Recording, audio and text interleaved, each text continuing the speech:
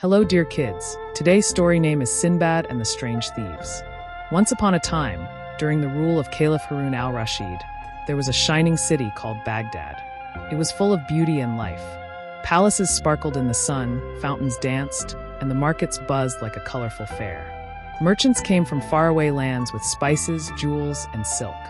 Among all the happy people lived Sindbad the sailor, a kind, brave, and cheerful man who loved adventure and storytelling. Sindbad lived in a grand house filled with the fragrance of roses. One warm summer evening, he invited his friends to his garden. The stars twinkled above as they sipped cool sherbet and shared stories of travel and wonder. Sindbad smiled and began, "My friends, let me tell you about a strange and curious adventure I once had in a beautiful village." Everyone leaned closer, eager to listen, as fireflies danced in the soft night air. Sindbad described the lovely village he had visited.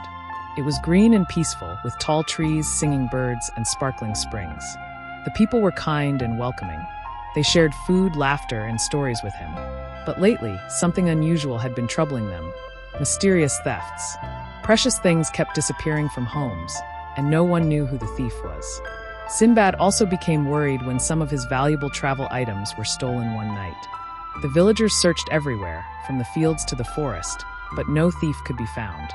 Sindbad, being clever and brave, decided to help them. "We will find out the truth," he told the villagers. Days passed, and everyone stayed alert, hoping to catch whoever was stealing. The people locked their doors and watched carefully, but the thefts still continued. The mystery deepened, and the peaceful village began to feel uneasy and tense. One sunny afternoon, a group of cheerful village girls went walking near the forest. They picked flowers and sang songs, their laughter echoing among the trees. As evening fell, they started to return home. Suddenly, they heard a ching-ching sound behind them. They looked back, but saw nothing.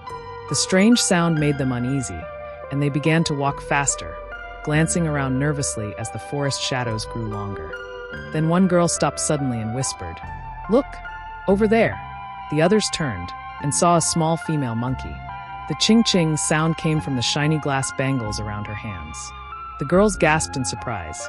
"So that's where the sound comes from," one of them said.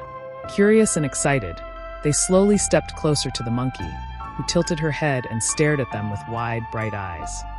But the moment the monkey saw the girls getting nearer, she squealed and ran into the forest.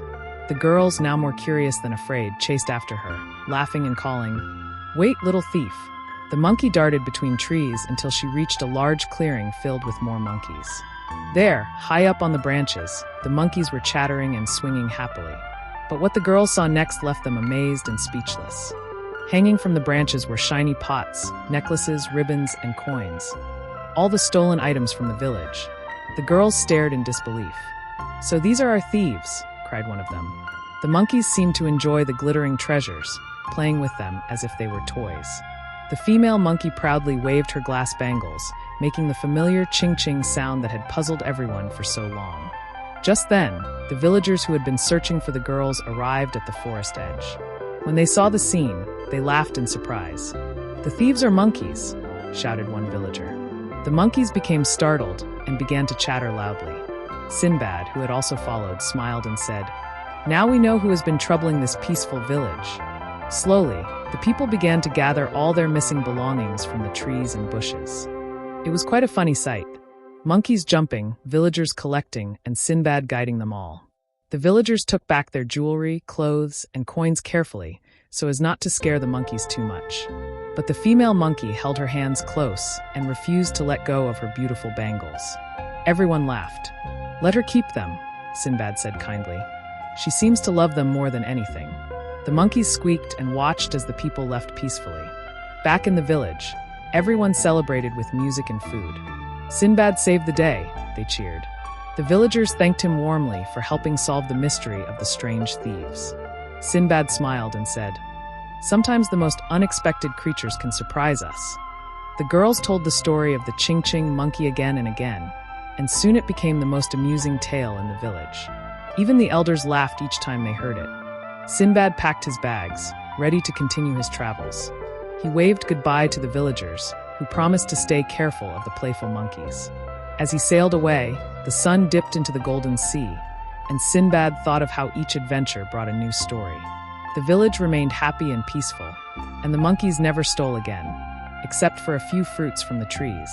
Dear kids, with this today's story comes to an end. Very soon, we will be back with a new and interesting story. Bye-bye. Thanks for watching, kids. Don't forget to like, share and subscribe to my channel for more fun and exciting videos of stories. See you next time. Bye bye.